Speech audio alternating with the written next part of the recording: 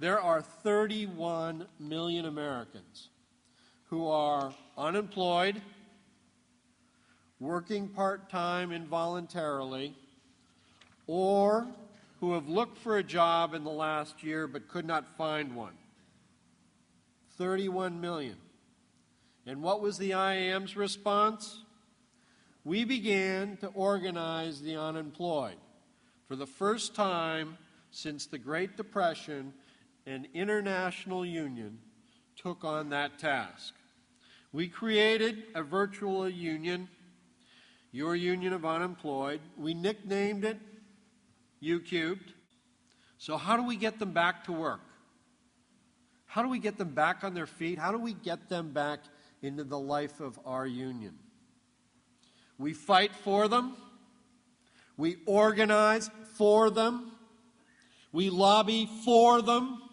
We campaign for them. We do whatever it takes to get them back to work. And one of the ways we can do that is to grow U3sc10. We've made a great start. We've made an unbelievable start. Today's U3sc10's birthday. It's 101 days old.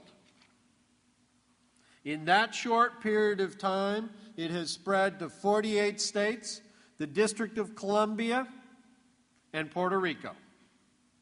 Only Alaska and Nebraska are AWOL.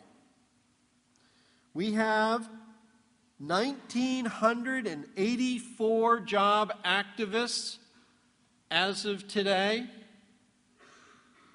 We are in 1,650 zip codes across this country. There are 417 cubes that have been created, and there are 17 neighborhoods that have been started. And last month, we had 38,000 people come to yourunionofunemployed.com, up 10,000 from the month before.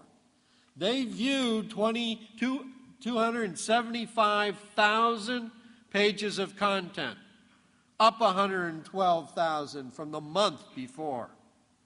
All this online activity has generated a lot of media interest in U3sc10, but it's also generated an enormous amount of interest in the International Association of Machinists, and a lot of good press for us. What's driving this idea? U3sc10's unique. It's useful. It unifies the jobless and those who are working in a unique and useful combination of power. Power that will be heard in the next election. Working together, U3sc10 activists can end that sense of isolation and being alone and being abandoned. They can build communities. Communities that share their drive to survive in this greatest of recessions. At U3sc10, they can reach out and they can touch their elected officials electronically. They can do more than that. Because their mission-critical issues on employment insurance, extensions, the extension of that COBRA subsidy, the kinds of mortgage relief these folks are needing, those are things they can do online.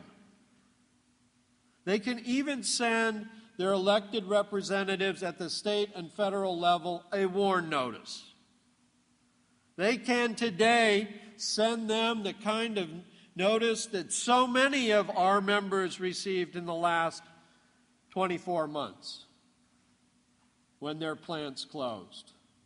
They can tell those politicians, hey, Senator, pay attention, because I'm looking at what you do for the unemployed. I'm watching you, and I know that I've got a choice come this fall. Fair is fair. Elected officials do deserve to hear from their constituents, from their employers. And U3sc10 gives the unemployed a way to do that. In the last 101 days, activists on U3sc10 sent 26,000 email messages to the Congress of the United States. 26,000. That is 7,000 more than the entire IAM did in last year. Think about that. How long can they ignore our members who are U3sc, our members who are dues-paying members of the Machinists Union? What's driving this is a militancy that we have not seen in this country for 70 years. It is driven by a rage that these job activists feel that they've been abandoned, that they've been forgotten, that they've been ignored. And all they want is a chance to fight back, to strike back. U3sc gives them that chance, and they're going to have it over the next 3 election cycles, brothers and sisters. Because there are 11.2 million people who lost their jobs in the last 2 years. Our best 3 years of job creation were during the second term of the Clintons, when we added 10.3. So all the happy talk coming out of Wall Street, the unemployed are looking at 3 years more of pain. Put yourself in their shoes for a minute. You lost your job almost 2 years ago. Your savings, they're gone. Your 99 weeks, if you qualified for it, of unemployment, that's gone. You're living on food stamps. You're cashing your food stamps on the black market so that you have some actual cash. You're angry, you're anxious, you're frustrated. You've lost hope. Oh boy, wasn't that a big word 2 years ago.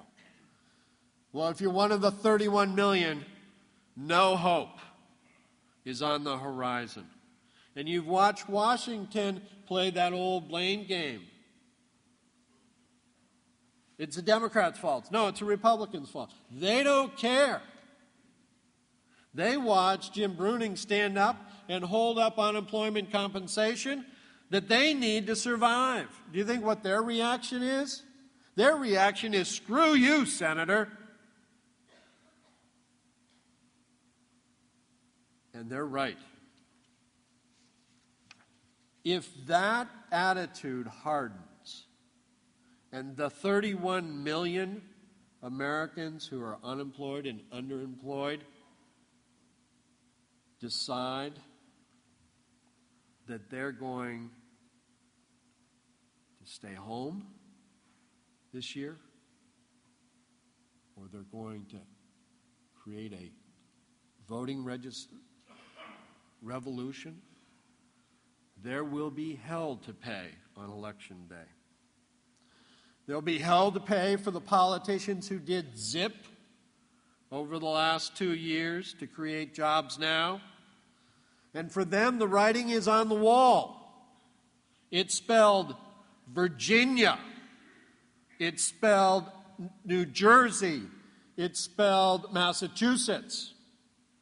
Frankly, those Democrats deserve to lose. They ignored the job crisis. They ignored the core Democratic base.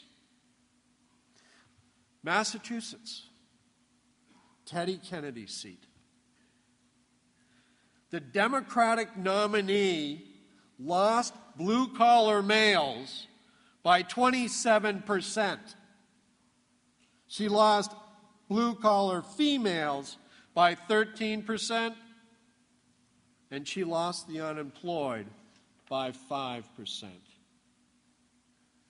She deserved to lose. She ignored us. And if I had time, I'd tell you that story.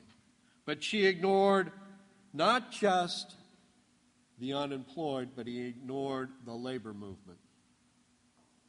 We've begged, we've pleaded, we've got down on our knees, we've asked the politicians for some help. for a robust job creation package. We've demanded that our folks be put back to work.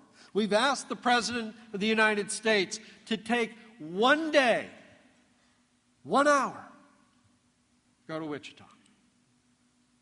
Hasn't happened. All to no avail. So whatever happens this November, whether the jobless Americans go vote or they go fishing, it's not our problem. It's the politicians' problem. Their benign neglect of our members, IAM members, U3sc10 members, is unbelievable, it's unjustifiable, and it's unconscionable. You know, the elephant is this big, big gray animal. It has a very small brain, and it's really slow. And the jackass, the donkey, is really stubborn. And when it gets headed in one area, one direction, it stays in that direction. We need to taser both political parties.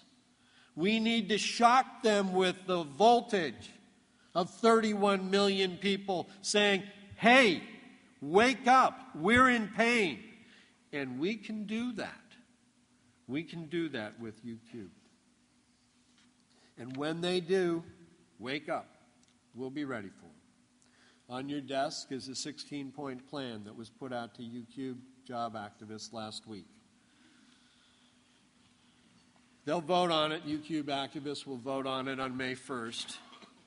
We've asked them for their ideas. We'll change the plan a little bit, but the core of it is put America back to work now. Not 3 years from now. We can do it now if we had but the political will. We're also asking U3sc10 activists to do 3 things. We want them to take a bumper sticker and a yard sign and that 16-point plan down to their local, federal, and state campaign headquarters. Both parties, Lyndon and LaRouche party, we don't care. Take it down and ask the staff there to do 3 things. 1, post that Hire Us America bumper yard sign in their office. Put a Hire Us America bumper sticker on the candidate's car and have the candidate issue a press release supporting the Hire Us America plan. It's not a heavy lift. But we have 2,000 people that are dying to go out and be real activists in this election. And that's the start. It's not the finish. It's just the start. You know, that's a whole role reversal. Normally the politicians come to us and say, put a bumper sticker on your car for me. Put up a yard sign. Not this year. Not this year. Not after you sat on your ass for 2 years waiting for the market to go up. No, we're going to do this different this year. This year it's time to fight back. This time it's time to strike back. And to do that, we need a bigger, more powerful union of unemployed. We need you. I got 3 questions. How many in this room know 5 unemployed people? Raise your hand. How many of you know 5? Keep your hands up, please. How many of you know 5 unemployed machinists? How many of you know your zip code? Come on. If you put two hands, right? Everybody knows their zip code. That's all it takes to start a cube. You, your zip code, and an email address for 5 of your unemployed friends. That's all it takes. This is a great opportunity for us to help our unemployed members, to help 31 million Americans get back to work. Before I end, and I know I'm running out of time if I haven't already, I'd like to read you an email that I received last week. Rick, I think it's a wonderful idea to have a union for the unemployed. I have been unemployed for almost a year now and was so pleased to find this organization. I live in Florida where prices are high, pay is low, and as a right-to-work state with a surplus of immigrants, jobs are scarce. Please send me 5 bumper stickers so I can put them on my children's car, my parents' car, and my own car. Thank you for all you're doing. Lisa Spencer's note hit me pretty hard. Because one year after finishing law school, I went to work for Amnesty International. And Amnesty International has as its symbol a candle flame wrapped in barbed wire. And their core mission was to send letters to prisoners of conscience, people who were thrown in the hellholes of every country in this world for only saying, thinking, acting out their opinions. And the letters were meant as a ray of sunshine, a ray of hope, a ray of recognition that you were not alone. That there was someone outside the wall of that jail that knew you existed. It was a powerful, powerful tool in Russia, in Vietnam, and in hellholes all across this globe. And you know, U3sc10 is doing the same thing. We don't think of it in terms of the little reaction. But if you spent the last year hoping and praying and begging for somebody to actually care about you, to write you an email and say, join me, I care about you, you're grateful. Each one of you in this room can really change a life.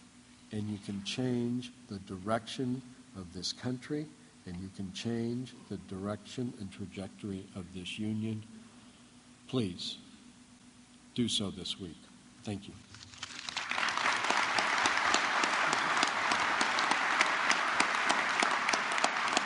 Thank you, Rick. Pretty powerful tool out there if we're smart enough to use it.